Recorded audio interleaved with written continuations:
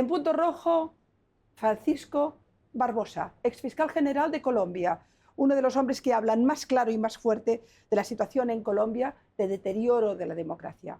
Probablemente va a ser candidato a la presidencia. Desde esa posibilidad nos habla de cómo reconstruir Colombia, de cómo salvar Colombia, de cómo salvar la democracia. Francisco Roberto Barbosa Delgado, abogado, académico y político, ocupó uno de los cargos más poderosos de Colombia, fiscal general de la Nación entre 2020 y 2024. Hoy, su nombre vuelve a sonar, esta vez en el escenario político. Nombrado por la Corte Suprema en 2020, lideró la Fiscalía en uno de los periodos más complejos del país. Pero su paso no estuvo exento de controversias. Fue criticado por su cercanía con el expresidente Duque, el manejo de casos como Odebrecht y la ñeñe política, y sus fuertes enfrentamientos con el gobierno de Gustavo Petro, a quien llegó a comparar con Pablo Escobar. Hoy, Barbosa se perfila como uno de los nombres para las presidenciales de 2026.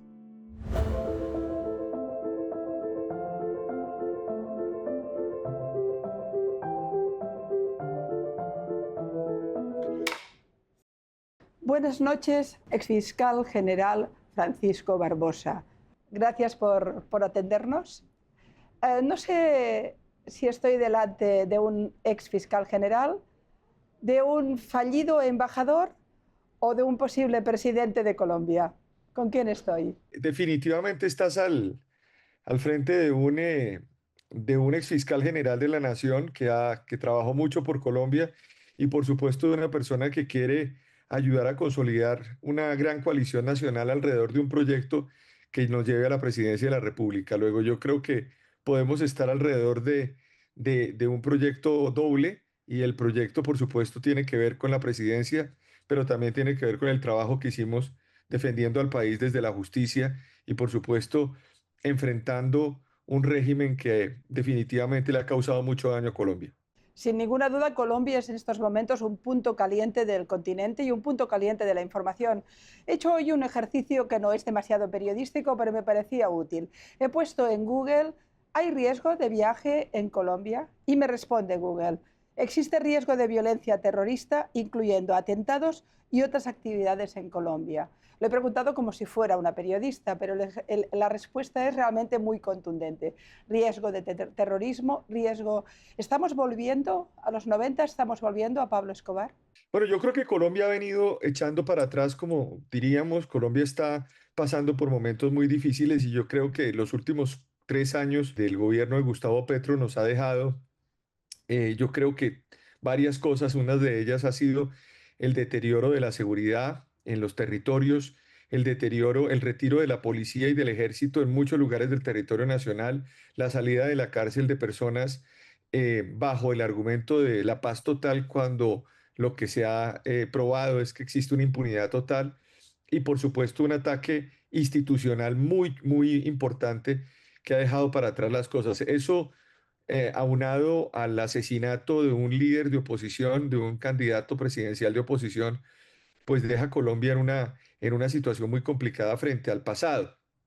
Yo creería que Colombia de todos modos tiene la posibilidad de salir adelante el próximo año y revertir parte de lo que ha venido ocurriendo, pero definitivamente se ha causado un daño muy grande. Si a eso le sumamos la situación del COVID-19, la situación del estallido social que tuvimos en el 2021, pues hay un cóctel de elementos que evidentemente dejan a Colombia con un retraso de muchos años y que nos plantea desafíos para el futuro que tiene el país. Le pregunté directamente a Ingrid Betancourt y le pregunté también a Marta Lucía Ramírez, a quienes pude entrevistar, la misma pregunta que te voy a hacer a ti. ¿Petro mató a Uribe? No, no, yo no puedo hablar de que sea el responsable directo porque no hay elementos de juicio que permitan decir que fue la persona responsable de ese crimen. Lo que sí puedo decir con mucha claridad es que es responsable político de lo que ocurrió. Y es responsable político por varias razones. Uno, porque él es quien debe garantizar la seguridad de todos los opositores dentro del país a través de su gobierno. En segundo lugar, porque el senador Miguel Uribe pues fue atacado públicamente a través de redes sociales del mismo presidente de la República y porque con esos discursos violentos que él realiza en plaza pública ha creado condiciones de polarización muy complicadas contra los funcionarios. Nos hemos venido enterando, por ejemplo, de más de 20 solicitudes de protección que había hecho el senador Miguel Uribe para la protección, el incremento de su seguridad, que fueron negadas. Entonces yo creo que pues hay elementos en donde el presidente de la República no puede quitarse la responsabilidad política, porque es que a él le gusta es el cargo, pero no la responsabilidad. Eso es algo muy elemental y muy particular de los dirigentes de izquierda. Y es que les encanta el poder, les encantan los cargos, pero cuando tienen que responsabilizarse de algo por lo que hacen o por lo que dejan de hacer, inmediatamente le echan la culpa a los demás. En este escenario, pues las condiciones que están hoy en Colombia son condiciones además que incentivan la violencia contra la oposición. Y vuelvo y repito, uno como candidato presidencial en Colombia, pues está sometido a problemas desde el punto de vista de seguridad. Todos los candidatos, y en el caso mío en particular, pues yo he tenido en los últimos años una circunstancia muy compleja, y es que yo he recibido más de 80 ataques directos por parte del presidente de la República en mis redes sociales. He sido una persona atacada por sus grupos de oposición y obviamente hemos perseguido la criminalidad. La fiscalía que dirigí fue la fiscalía que además procesó y acusó a su hijo por varios delitos. Entonces, por supuesto que los movimientos en el territorio, por parte mía, por supuesto que juegan un rol importante en términos de seguridad. Luego estamos hablando de que las condiciones hoy son muy difíciles y sí podría decir que hay una responsabilidad política de lo que ocurrió. Pero fíjate, Francisco, que me lo estás planteando casi en términos políticos, pero mirado en la distancia, desde fuera de Colombia, me llama poderosamente la atención que se alimente una violencia física tan impresionante desde la propia presidencia. Tú mismo no solo comentas que has recibido casi un centenar de ataques directos a tu persona por el solo hecho de haber sido un fiscal general que ha estado en causas muy importantes y sobre todo porque además es probable que seas candidato a la presidencia. Pero es que además tú mismo comentabas que el presidente Petro es capaz de ir a la Plaza Bolívar y gritar guerra o muerte, o gritar que se borren a los opositores, o hacer un discurso de confrontación que acaba siendo un discurso de violencia dialéctica. Esto es lo que está ocurriendo en Colombia. ¿En Colombia hay un presidente que alimenta la violencia directa contra los opositores? Yo creo que lo que hay es un presidente que utiliza la plaza pública para generar un ambiente de violencia política en términos de ataques contra los mismos ataques, digamos, verbales, por lo pronto, frente a los candidatos. Y yo creo que el ambiente político que se genera, el ambiente violento a través de esos discursos, como por ejemplo, hay que eliminar o erradicar los congresistas que no votan mis reformas, como lo dijo en la ciudad de Cali, o por ejemplo, cuando él saca la bandera de guerra o muerte, que es la bandera que utilizó Simón Bolívar para enfrentar en 1812 a los españoles, donde básicamente decía Bolívar que por cada patriota muerto había que asesinar dos españoles. Pues evidentemente todos son elementos que se los hacen a un país que no tiene la capacidad de reciclar esa información y que por supuesto se generan molestias por parte de sectores. Es que ustedes tienen que ver lo que ocurre en las calles. Cuando uno sale a las calles, uno se encuentra un gran fervor saludándolo a uno. La gente es muy solicitando además que le ayude para sacar adelante al país, pero de repente puede aparecer dos, tres personas también que empiezan a gritar o quieren agredirlo a uno porque uno está haciendo política. Y creo que eso evidentemente se ha convertido en un problema y creo que Petro se alimenta del caos que él mismo le gusta gestionar y sin ninguna duda, pues yo no tengo elementos para hablar de otra responsabilidad, pero sí hay una responsabilidad de carácter político que tiene que asumir el gobierno y que, por supuesto, tiene que ser investigado estos hechos por parte de las autoridades. Desgraciadamente, también la Fiscalía General se ha demorado en demasía. Yo lo digo con la experiencia de haber sido fiscal general de la Nación. Ustedes conocen el caso, por ejemplo, de Marcelo Pecci, el asesinato en Cartagena de Marcelo Pecci, que fue rápidamente investigado por la fiscalía que yo dirigía, donde obtuvimos 8 condenas, donde al mismo tiempo las personas que condenaron terminaron colaborando con la justicia y eso se resolvió en 48, 72 horas con técnica judicial. Hoy estamos hablando de que la fiscalía no le ha dicho al país mayor cosa alrededor de los determinadores de esos hechos, y todo eso pues pone en tela de juicio también las instituciones en Colombia. Usted fue el fiscal más joven de la historia, el fiscal general en Colombia, por lo que entendí, y también votado por unanimidad, de manera que, y además el único que había ejercido anteriormente la acción fiscal. Por tanto, estamos hablando de un fiscal general que conoce perfectamente la institución y que ha tenido unos años de mucha fuerza institucional en el país. Desde esa experiencia, ¿cómo valoras la condena a Uribe? Y también las acusaciones de algunos que han dicho que fue en tu época en la cual se creó de alguna manera la posibilidad de finalmente llegar a condenar a Uribe. Pues mire, nosotros recibimos un caso cuando yo ya estaba en el cargo de fiscal general, fue remitido por la Corte Suprema para que se investigara en la Fiscalía. Yo designé dos fiscales, un fiscal más o menos en el 2022 y otro fiscal en el 2023. Y esos fiscales presentaron públicamente una solicitud de preclusión, es decir, de que no existían elementos materiales probatorios que demostraran responsabilidad alguna del presidente, expresidente Álvaro Uribe en los hechos que se le imputaban. Una vez yo me fui de la Fiscalía General de la Nación, un fiscal diferente, que no depende del fiscal general de la Nación, que tiene autonomía, pero que al mismo tiempo estaba bajo otra administración, que 5 meses después de que yo me fui, acusó al presidente Uribe. Entonces, pues primero es una estupidez decir que yo tengo algo que ver con cualquier tipo de acusación que se le presentó al presidente Uribe, cuando en mi fiscalía durante 4 años, dos fiscales que estuvieron en mi administración solicitaron la preclusión. Ya sobre el caso concreto, creo que lo que vimos fue una vergonzosa puesta en escena de la Fiscalía General de la Nación, en donde no habían elementos materiales probatorios ni pruebas directas contra el presidente Álvaro Uribe. Creo que lo que vimos fue una cantidad de elementos muy complejos. Se violaron principios esenciales del derecho penal y del derecho, como por ejemplo la presunción de inocencia, y se partió de la base de la presunción de culpabilidad. Es decir, para que la gente entienda, se partió de la base de que el expresidente era responsable y no de la presunción de la inocencia. Se violó un principio como el indubio pro reo, que es un principio fundamental del derecho penal que dice que la duda siempre se resuelve en favor del sindicado. Se desconoció, por ejemplo, los análisis probatorios alrededor de testigos sin credibilidad. Imagínense ustedes, para que entiendan, que terminó siendo fundamental un testigo que fue condenado a más de 45 años de cárcel, y la jueza terminó diciendo que era una persona honorable para poder condenar al presidente. Y hay una cosa fundamental. Acaba de proferirse una sentencia contra el abogado del presidente Álvaro Uribe la semana pasada.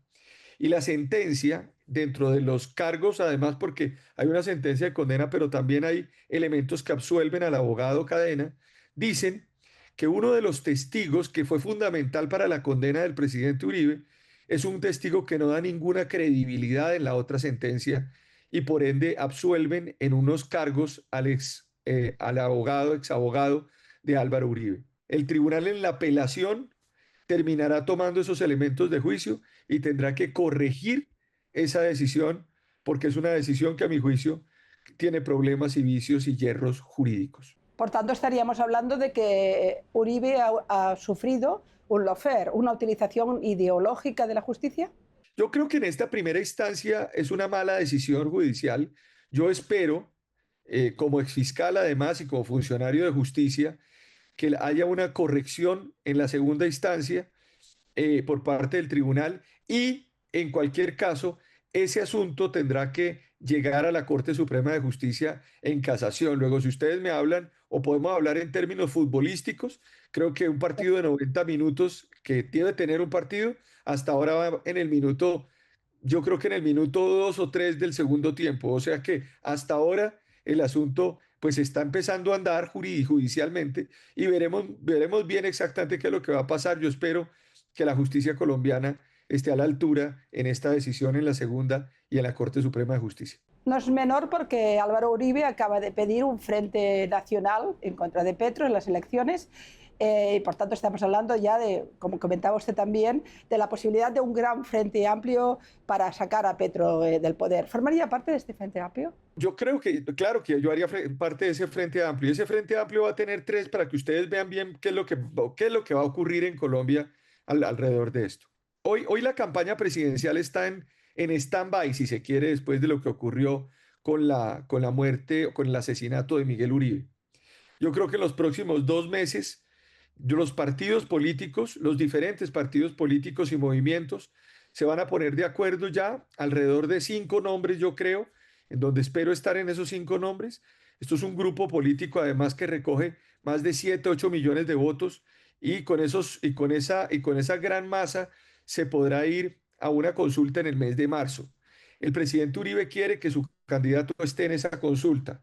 Si es así, habría una consulta de la centro derecha y de la derecha en Colombia completa para que salga un candidato que enfrentará a un candidato que salga de la izquierda, también que irá en esa consulta del mes de marzo, de allí saldrán 2 candidatos y habrá otros candidatos, 3 o 4 candidatos que querrán ir a primera vuelta presidencial. En Colombia hay doble vuelta, lo que llevará a que en el mes de mayo, cuando haya la primera vuelta presidencial en Colombia, haya 2 candidatos muy fuertes, con muy alta votación, que salgan de las coaliciones, en las cuales espero estar en la coalición interpartidista, y al mismo tiempo habrán 3 candidatos o 2 candidatos más solos, lo que habrá un escenario de 5 o 6 candidatos, de los cuales 2 o 3 tendrán posibilidad de pasar a la segunda vuelta y que se defina la presidencia de Colombia.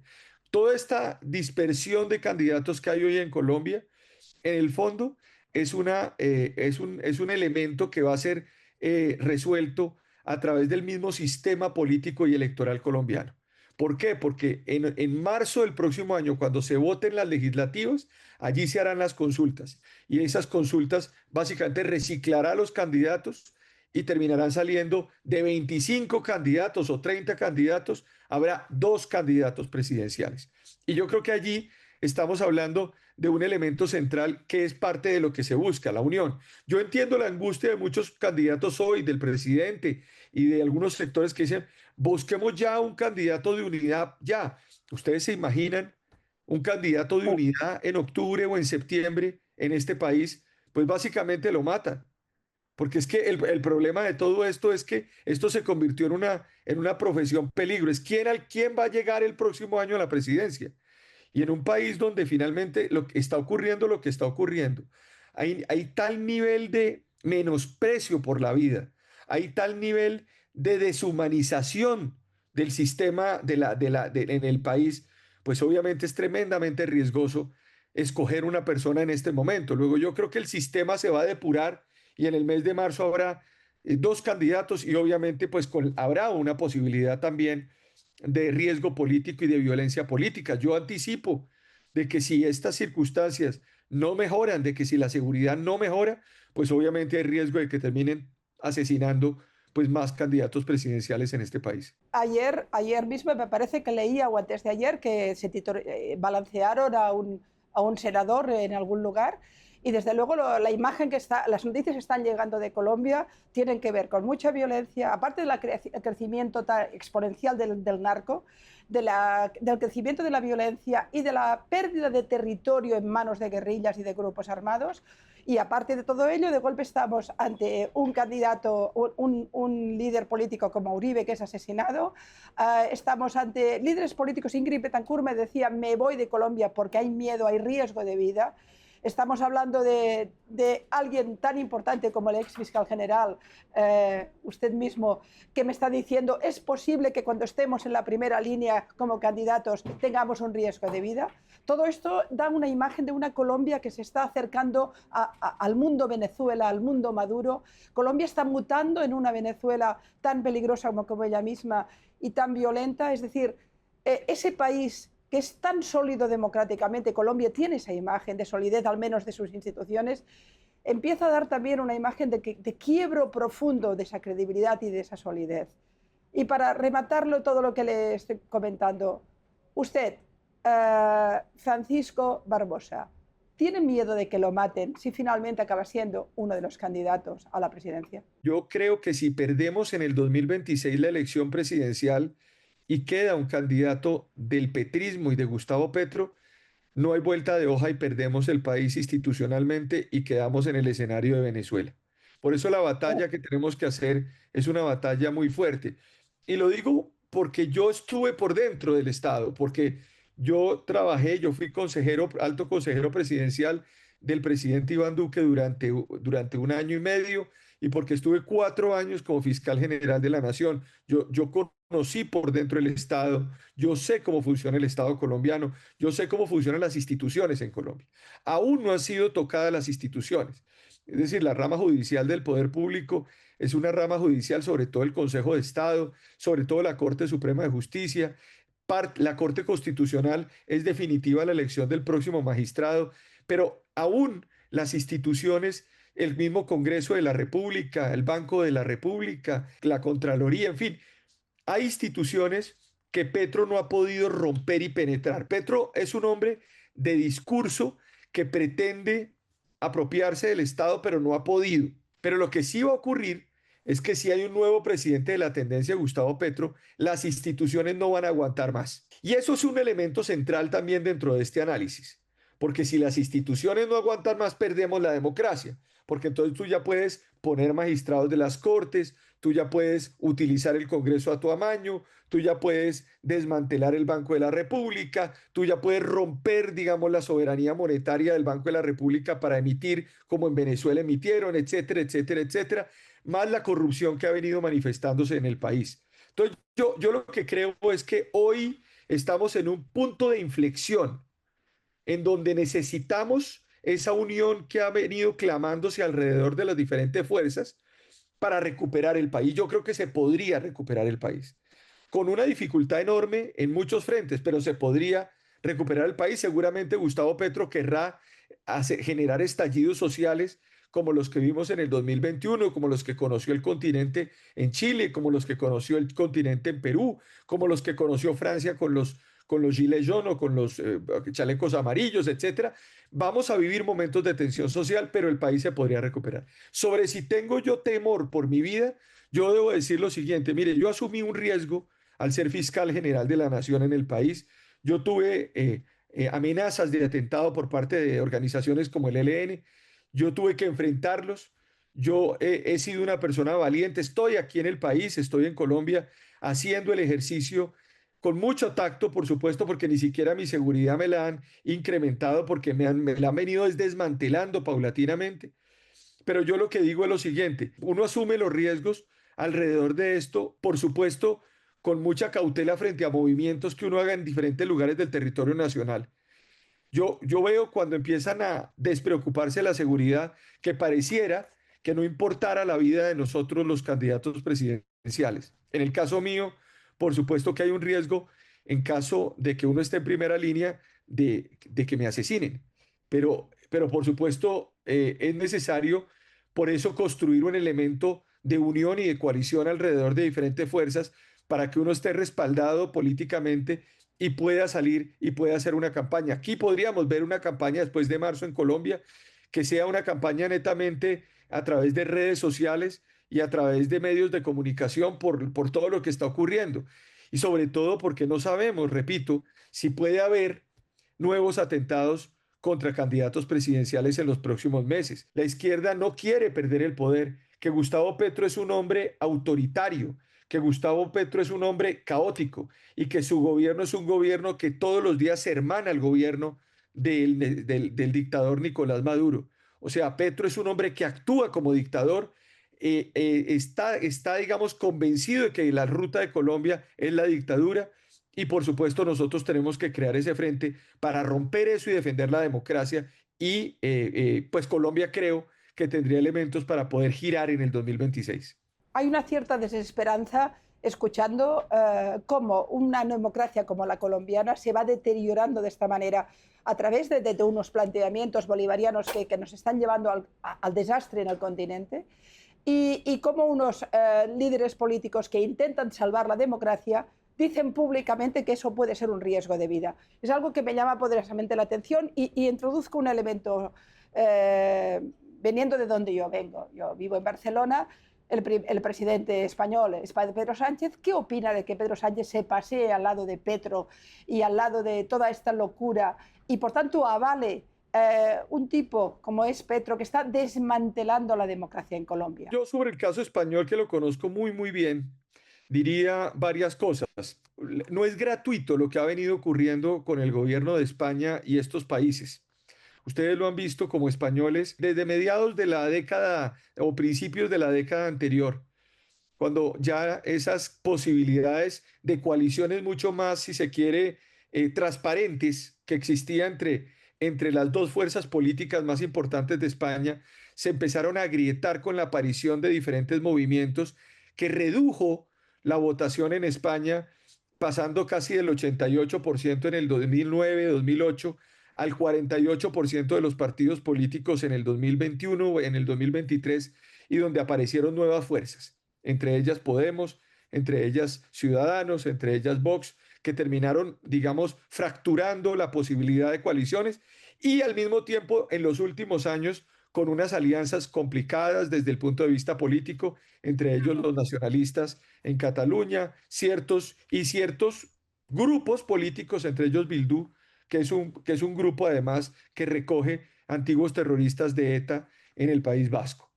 Eso hace que también el presidente Sánchez, observando lo que ocurrió con Podemos y la formación de Podemos en el 2015, ustedes recuerdan muy bien lo que ocurrió con el señor Pablo Iglesias, que hoy básicamente es un agitador en América Latina y un agitador en Colombia, donde Gustavo Petro le dio un programa en la televisión pública en Colombia, donde él todos los días habla de Gustavo Petro y habla de la necesidad de que del gran liderazgo de Gustavo Petro en Colombia, y donde ataca a los líderes políticos, donde nos ha atacado a nosotros como líderes en Colombia. Pues estos personajes de Podemos que terminaron, digamos, diluyéndose dentro de la izquierda unida en España, terminaron además recogiendo una cantidad de elementos atacando a nuestras democracias. Y Pedro Sánchez sabe que la única posibilidad que él tiene y que tienen para poder seguir gobernando es terminar uniéndose alrededor de diferentes fuerzas para mantener unas mayorías que les permitan mantenerse.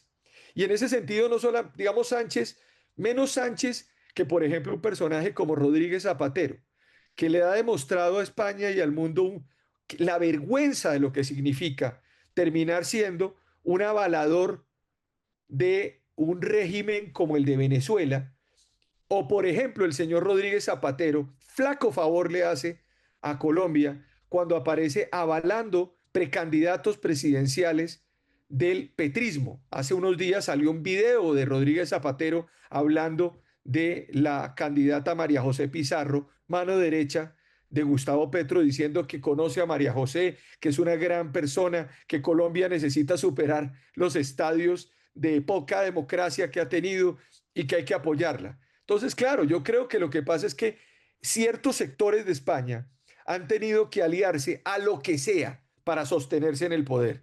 Y nos han metido en América Latina, o se han metido en América Latina, y esa puesta de entrada en América Latina terminó siendo Podemos. Desapareció esa postura, si se quiere, internacional decente que tuvo en su momento el presidente del Estado español, Felipe González, cuando Felipe González se acercó a América Latina de otra manera. Ahora España se ha venido acercando a América Latina de una manera diferente y creo que eso es lo que yo creo que hay que rechazar desde el punto de vista político, porque no hay derecho a que se metan de esa manera y a que hablen de esa manera de América Latina, y estoy en desacuerdo con ello. Estoy totalmente de acuerdo en que Pedro Sánchez ha comprado respecto a América Latina el discurso de Podemos y además avalado por quien es hoy por hoy su ideólogo más cercano, que es justamente Rodríguez Zapatero. De hecho, en España estamos esperando que probablemente a partir de septiembre, octubre, estalle el escándalo Zapatero, que implica no solo su relación con Venezuela, sino también su relación con China. Ustedes sabrán que tenemos ahora en estos momentos, ha habido unas compras con Huawei, la gran, digamos, la gran empresa china, que además se va a guardar información muy valiosa de los ciudadanos. En fin, hay un escándalo que está a punto de estallar en España que tiene que ver ya no con el paquete Sánchez, sino con el paquete Zapatero. Pero respecto a Latinoamérica, lo que es evidente es que Sánchez es el único responsable, sea por la influencia de Podemos, sea por la de Zapatero, de haber alimentado lo que todo el mundo bolivariano o el mundo kirchnerista, porque al final son vasos comunicantes que acaban erosionando profundamente la democracia en Latinoamérica. Hoy por hoy, desde luego Pedro Sánchez y el PSOE, al menos este PSOE actual, no parece que sea el avalador, digamos, de la democracia, al menos en Latinoamérica. En este contexto, mi pregunta es, usted ha dicho muy claramente que estamos en un punto de ir hacia el proceso de Venezuela, pero no hemos llegado al punto de inflexión, se puede salvar aún la situación. Y por tanto que hay que remar, entendí, que hay que remar fuerte para conseguir salvar la democracia en Colombia.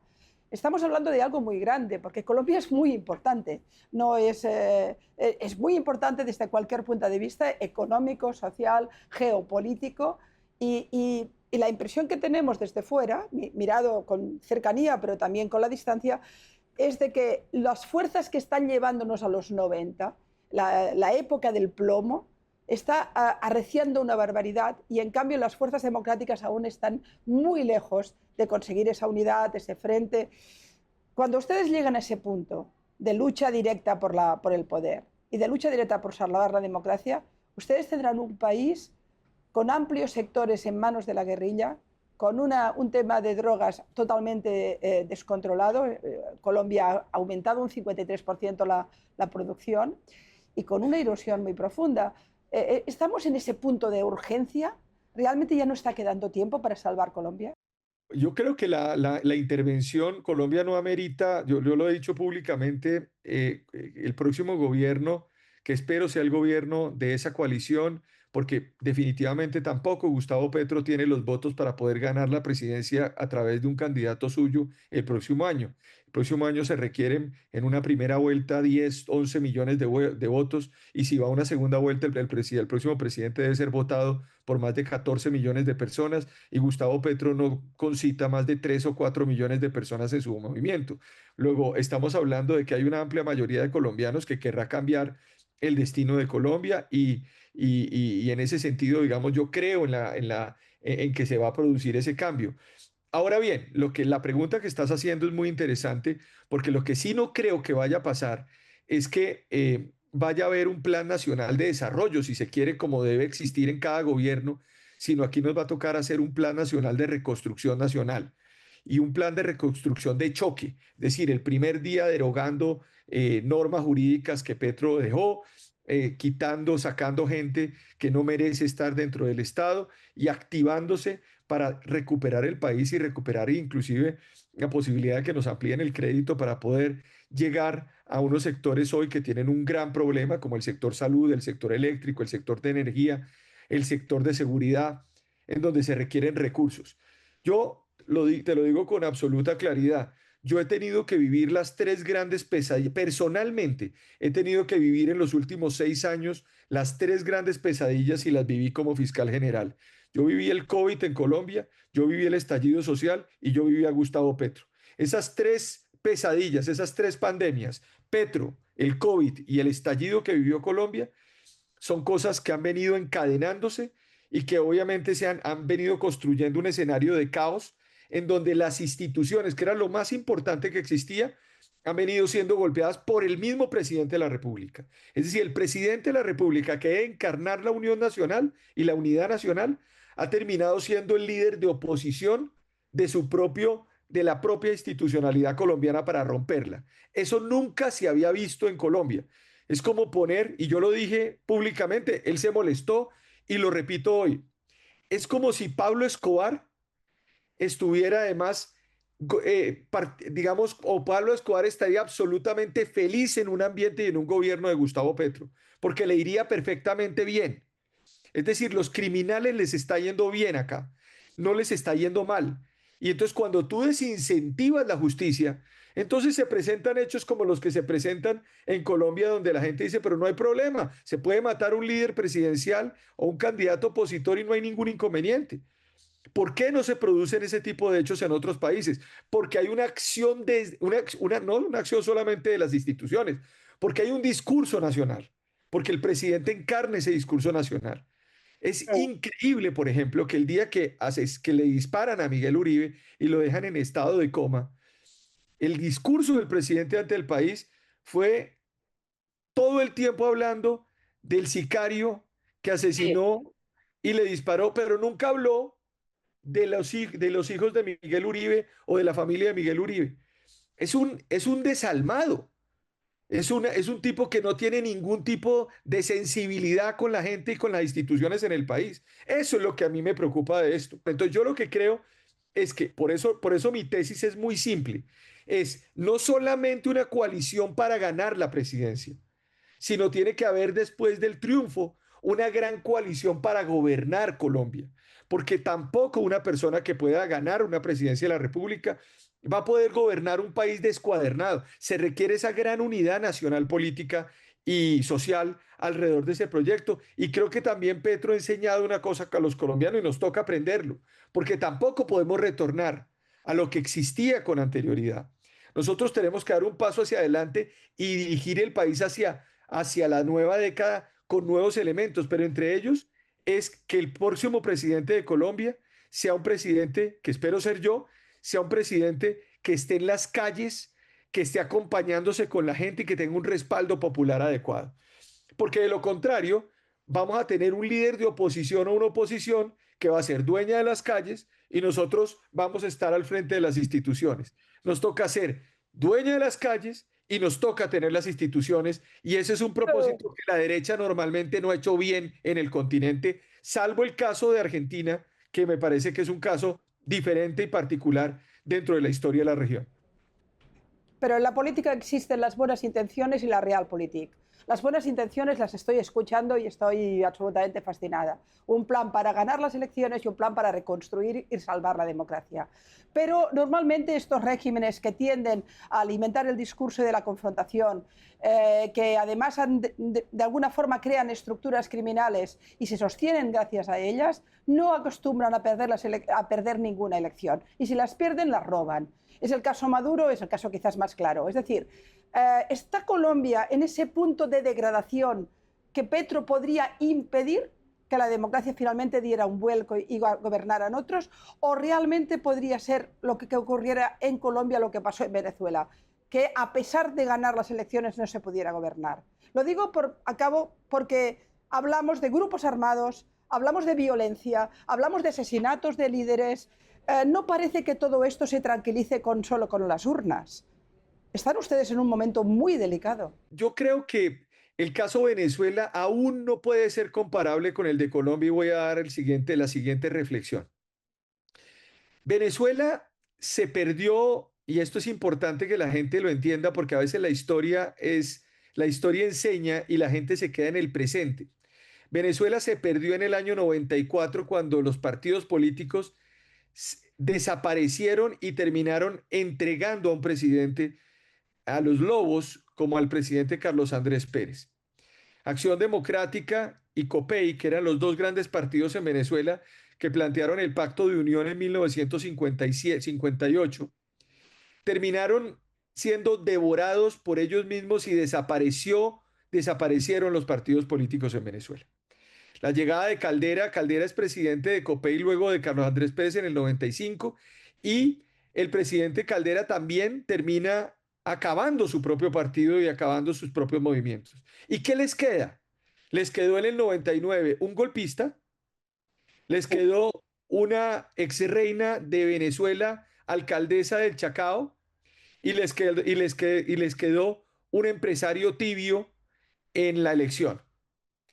Y Chávez les anunció el fin del país y de las instituciones. Él sobre una moribunda constitución, hizo una constituyente, empezó a desmantelar la justicia. Allá no hubo fiscal general Barbosa que le hubiera frenado al señor Chávez, nada. sino hubo fiscales que le permitieron hacer lo que se les diera la gana, un tribunal de justicia, perdieron el poder electoral. Luego, la democracia en Venezuela no se perdió en la elección que le dio el Entiendo. triunfo a Edmundo González. La democracia en Venezuela se perdió hace 25 años. Y obviamente Venezuela en ese sentido casi que es un continuum de violaciones democráticas. La elección que generó en el 2019 Maduro es una elección sin contendor. Sacaron de carrera al señor Capriles. En el 2013 ganó el señor Maduro después de la muerte de Chávez, con el señor Capriles perdiendo por 200.000 votos. Y todos vimos lo que pasó en el 2015, todos vimos cómo convirtieron a la Corte o al Tribunal Supremo en legislativo en Venezuela, en fin, todo lo que ha venido viviendo Venezuela. Colombia no ha tenido ese camino. Colombia ha tenido 3 años de desgracia. Es decir, Gustavo Petro es una desgracia para Colombia. Pero esos 3 años de desgracia no han sido suficientes para que Gustavo Entiendo. Petro se coma las instituciones colombianas. Por ejemplo, él planteaba la idea de una constituyente. Yo lo dije en Colombia, dije que no nos vaya a salir el señor Petro el próximo año con que quiere una constituyente. Y la gente me decía, salieron los ministros de Petro y decían, no, el fiscal Barbosa exagera. Al año siguiente decían, creo que llegó el momento de una constituyente. Pero el país se cerró. Que quiere un decreto para convocar una consulta popular. Y las cortes le dijeron, no, no se puede. Entonces, Gustavo Petro ha tenido en el no un problema grave desde el punto de gobernabilidad. Entonces, lo que hay que hacer, más allá de las buenas intenciones, es entrar en un escenario donde las instituciones deban responder y van a responder. El poder electoral, por ejemplo, no está en manos de Gustavo Petro, está en manos de un organismo independiente que ha enfrentado a Gustavo Petro. Es decir, en Venezuela el órgano electoral pues está en manos del régimen de Maduro. Entonces, yo creo que tenemos que tener fe de que estas cosas van a funcionar y yo quiero decirte una cosa. El hecho de gobernar en conjunto y de hacer esa gran unión no significa que la unión se haga con estos bandidos del petrismo. Esta gente tendrá que ser oposición en el próximo gobierno. Aquí no se puede bajarle el tono al petrismo. Creo que hemos tenido responsabilidad histórica. Muchos gobiernos colombianos que dicen, no, vamos a tratar de bajarle el tono y vamos ya que tenemos el gobierno, vamos a... No, no, no. Va a haber un gobierno muy duro, seguramente desde el punto de vista de enfrentamiento de fuerzas políticas, pero tiene que haber un presidente que tenga la capacidad de poder enfrentar lo que viene con mucha determinación y con mucha capacidad también de enfrentamiento de esas fuerzas. Si no existe eso, pues volvemos a lo anterior y en el 2030 vuelven al poder. Entonces, aquí lo que hay es que derrotarlos y ponerlos en el lugar adecuado, que es una oposición minoritaria en el país y que podamos entre todos recuperar, entre los que creemos en estas tesis, recuperar el país. Entonces creo que lo de Venezuela y Colombia hay que matizarlo porque lo de Venezuela históricamente aún difiere de Colombia a pesar de las dificultades que tiene Colombia hoy día. Ciertamente, y además esperemos que mientras Colombia se va arreglando también caiga el régimen de Maduro. Al menos así lo esperamos los demócratas. Entiendo que Fiscal Barbosa va a ser un candidato muy duro, como ya lo está siendo en la confrontación con Petro. Veremos si es el candidato final a la presidencia o si llega a la presidencia, pero en cualquier caso creo que el país lo tiene en la cabeza y por lo que comenta, hay mucha Colombia aún para luchar y para poder aguantar. Dos preguntas rápidas ya para acabar, más concretas, pero que me gustaría tener respuesta. Dos, quizá tres. La primera es, ¿Petro se droga? Mire, yo, yo la verdad es que cuando veo todos estos tipos de los comportamientos que están dándose en el país, pues evidentemente hay muchas dudas alrededor de eso, pero la verdad es que, pues digamos que no es un presidente que está en sus cabales para gobernar. Vale. La segunda pregunta, ¿Nicolás Petro acabará en la cárcel? Pues El hijo? yo espero que sí, porque la fiscalía presentó una acusación ante los jueces, eso está en manos de los jueces y mira, y esto es interesante de verlo.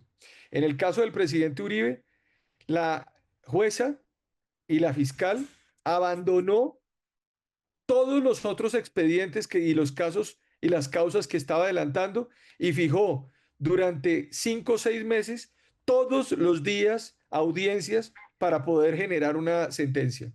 En el caso de Nicolás Petro, todos los días hay aplazamientos de la fiscalía y no se presentan para hacer adelantar ese proceso. Es decir, uno va en Ferrari y el otro va en mula. Esa es la diferencia que hay entre uno y otro. Lo cual significa que Petro controla más el ámbito judicial de lo que sería deseable. No, lo que pasa es que hay unos vínculos, si son unos vínculos reales, porque el actual fiscal general de la Nación pues, fue ternada por el presidente Gustavo Petro. Y obviamente pues han venido presentándose circunstancias, mire, yo lo he denunciado, todas las personas que investigaron en ese caso de Nicolás Petro, curiosamente, funcionarios además míos, fueron trasladados a diferentes lugares del territorio nacional y los han Entiendo. enviado a diferentes ciudades, a diferentes lugares. Y aquí todos los días yo recibo llamadas telefónicas de mis exfuncionarios diciendo, jefe, díganos qué hace, qué es lo que va a pasar, mire lo que está ocurriendo. Y yo les digo, pues paciencia, paciencia que la democracia va a volver a brillar en un año y el país tendrá que tener otra luz. Paciencia y tranquilidad, pero no es fácil. Ver sus funcionarios, ver funcionarios que fueron y cumplieron con su labor, no eran funcionarios que yo llevé, y esto es importante que la gente sepa, son funcionarios de carrera de 25, 30 años en la Fiscalía General de Colombia, porque yo llegué y lo que hice fue trabajar en la calle y en los territorios, pero al mismo tiempo recogí la mejor gente y estuvieron al lado mío, y esa es la gente que ha venido siendo afectada dentro de la entidad para sus traslados. Entonces yo espero que, por supuesto, estemos más atados a una justicia más rápida y no a una justicia en mula, como he visto en el caso de Nicolás Petro, que evidentemente también espero que termine, como todo el país lo vio en las audiencias públicas, en una condena. De hecho, él parece que ha admitido que hubo como mínimo dinero para la campaña del padre. Parece que he leído en algún lugar. La pregunta final es, ¿Petro puede seguir los pasos de Lula y de Cristina Kirchner y acabar en los juzgados? Pues yo creo que sí, vamos a ver qué es lo que va a ocurrir. Él es un hombre muy afecto al crimen y sobre todo recuerden ustedes que fue un hombre que tuvo problemas con la justicia, fue guerrillero del M-19, fue un hombre además que fue indultado o participó en ese proceso de amnistía. Y hay una cosa muy interesante que no se ha dado en Colombia. Ese proceso de amnistía con el M-19 fue un proceso de amnistía donde se amnistiaron todos los delitos en el año 90. Ustedes lo han vivido en España, sobre todo en los últimos años, en torno a la discusión de la ley de amnistía que se planteó durante el gobierno de Adolfo Suárez en el año Sí. 77, en donde se ha venido discutiendo ese tema. Obviamente eso es aparte de una historia particular de España con la transición. Yo soy de los que creo que hay que dejar las cosas como están, porque España, después de vivir en una guerra civil, terminó además logrando un pacto de transición en donde se superaron muchas cosas con los errores que uno puede haber. Pero en el caso de Colombia hay hechos concretos. Argentina, por ejemplo, revisitó digamos, echó para atrás la famosa ley de amnistía o la ley de amnistía y punto final que se estableció en el año 86-87 durante el gobierno de Alfonsín. En Uruguay también pasó lo propio. Y entonces aquí tenemos una ley de amnistía para delitos de lesa humanidad de las cuales se acogió el señor Petro. Y yo creo que todos esos elementos, pues son elementos que tendrán que ser mirados después del 2026. Aquí esto hasta ahora está empezando.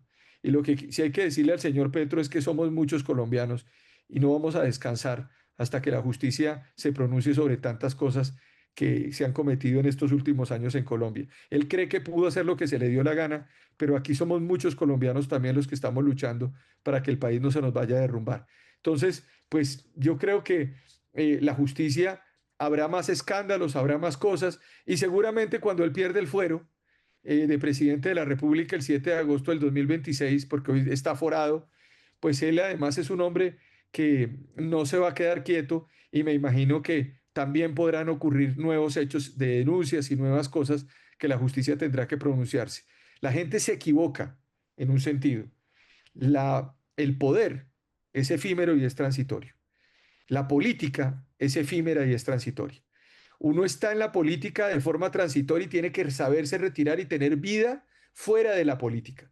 Pero cuando los políticos creen que la política es permanente y que el poder es permanente, se equivocan, porque en el fondo no dimensionan que la pérdida del poder político y la pérdida y el exceso, el quererse quedar en la política, lleva necesariamente a empezar a correr riesgos judiciales, que es lo que ha venido ocurriendo con una cantidad de funcionarios que dicen, no, la mejor forma de yo protegerme es quedarme en el poder, pero no se dan cuenta que tarde o temprano el poder se pierde y van quedando expuestos paulatinamente. Ustedes Cierto. tienen en España un buen ejemplo. Un buen ejemplo, sí, señora. Bueno, hay gente que considera que la política es un derecho y otros que consideran que la política es un honor. Y esa es una diferencia importante. Uno no tiene el derecho a ser presidente, tiene el honor de que lo elijan para ser presidente. Fiscal, bueno, si al final Petro pierde el poder, tendrá tiempo para estudiar idiomas. Parece que le hacen falta. Pues le hacen falta, Hace falta a todos, ¿no? imagínese que le hace falta, no solamente le hace falta estudiar idiomas, sino yo creo que le hace falta estudiar, que es una de las cosas más importantes porque la verdad es que, pues es un hombre poco formado, es un hombre que ni siquiera fue capaz de recibir sus diplomas o de graduarse en sus maestrías. Y esa es la diferencia y sabes que la dignidad que uno tiene. Yo recuerdo como exfiscal general de este país o como presidente de la Asociación Iberoamericana de Fiscales, que yo dirigí a las 22, digamos, a una asociación que recogía las 22 fiscalías de Iberoamérica, incluida la española, el orgullo que uno tenía cuando uno podía ir a Francia y hablaba en francés, o cuando hablaba en inglés, o cuando podía hablar en portugués o tal, y la gente decía, hombre, me parece muy bien, me parece, o hablar en italiano, y la gente decía, qué importante, digamos, dejar el nombre de un país en alto, de que uno llegue a un sitio y básicamente le pregunten, ¿qué quiere hacer, fiscal? Y uno dice, ¿dónde están las librerías? Porque quiero conseguirme estos libros, quiero hacer esto, quiero hacer lo otro, quiero hablar con tal persona. Es evidente que no es ¿Y Petro. qué es otra cosa? Y cuando uno después llegaba y le decían, aquí pasó su presidente y no le quiero decir lo que pedía lo que nos pedían porque es muy lamentable, pues obviamente uno termina, digamos, muy triste por lo que puede representar para Colombia la imagen de un jefe de Estado. Creo que todo eso debe terminar y ojalá sí, ojalá se ponga de golpe a estudiar, aunque no creo que hoy tenga cabeza para poderse concentrar. Creo que es más bien un ignorante convencido, que es la peor forma de ser ignorante. Fiscal Barbosa, mucha suerte en la lucha por la democracia, en la lucha por la reconstrucción de Colombia y en la lucha por salvar su país. Muchísimas gracias, un abrazo muy, muy fuerte y seguimos adelante, no nos vamos a rendir.